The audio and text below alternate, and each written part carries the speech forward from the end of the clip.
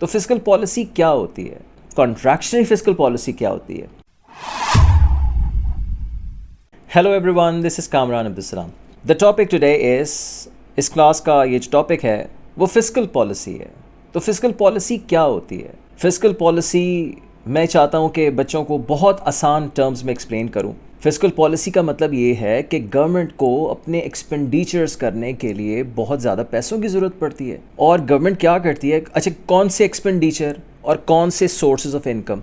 Government ने जनाब अपने लॉ एंड ऑर्डर सिचुएशन पे पैसे खर्च करने हैं, हेल्थ एंड सेफ्टी पे पैसे खर्च करने हैं, एजुकेशन पे खर्च करने हैं, इंफ्रास्ट्रक्चर पे पैसे खर्च करने हैं। तो गवर्नमेंट के पास सोर्सेज ऑफ इनकम क्या होंगी? गवर्नमेंट के पास सोर्सेज यही होंगी कि गवर्नमेंट कैसे टैक्सेस लगाएगी, कैसे बोरोइंग करेगी लोगों से। मतलब फिस्कल पॉलिसी एक आसान सी पॉलिसी है कि गवर्नमेंट लोगों से पैसा लेकर लोगों पे स्पेंड कर देती है। Fiscal policy is that policy in which the government generates funds from the general public और reinvest the fund on general public as well.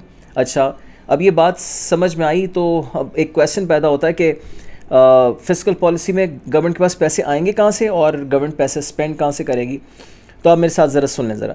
This is the policy which is adopted by the government to deal with its expenditure, taxes and borrowings, right? The government raises finance for its major expenditures such as health, security or education, defense, law and order के लिए पैसे चाहिए, लेकिन पैसे generate कहाँ से होगा? Taxes से जनरेट होगा।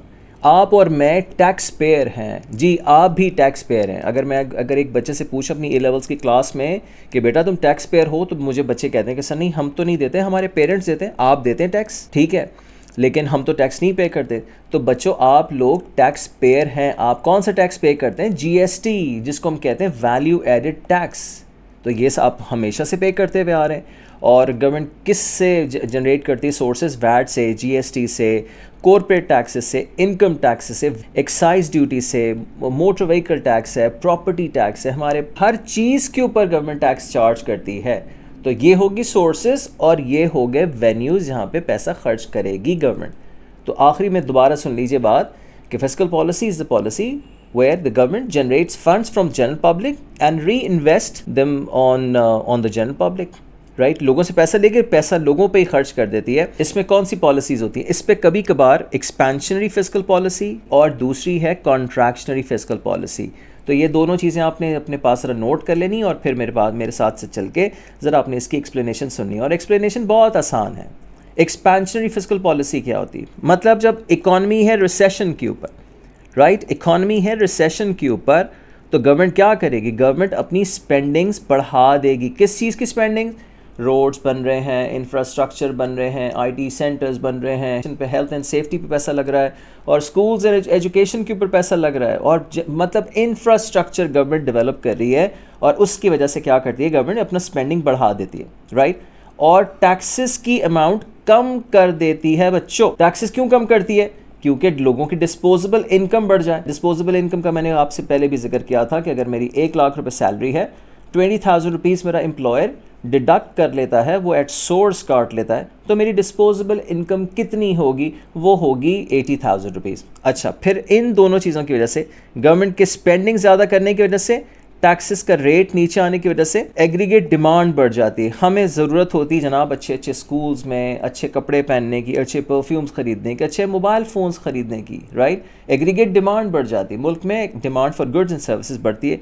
डिमांड बढ़ती है तो आउटपुट इंक्रीज़ होता है। Factory owners, they have to produce more and they will be employing more people, more labor काम करेगी। और इसके बाद इससे होता ये है कि एक इसका ड्रॉबैक निकलता है कि जब सभी लोगों को अच्छी अच्छी चीज़ें ख़रीदने की आदत पड़ जाती है, तो फिर मतलब वो खर्च कर सकते हैं पैसा, तो फिर इसका इम्पैक्ट क्या निकलता है? इन्फ्लेशन हो जाता है, राइट। अच्छा, ये थी एक्सपेंशनरी फिस्कल पॉलिसी, मतलब आपने गवर्नमेंट में इकोनॉमिक एक्टिविटी को बूस्ट किया। और कॉन्ट्रैक्शनरी फिस्कल पॉलिसी क्या होती है?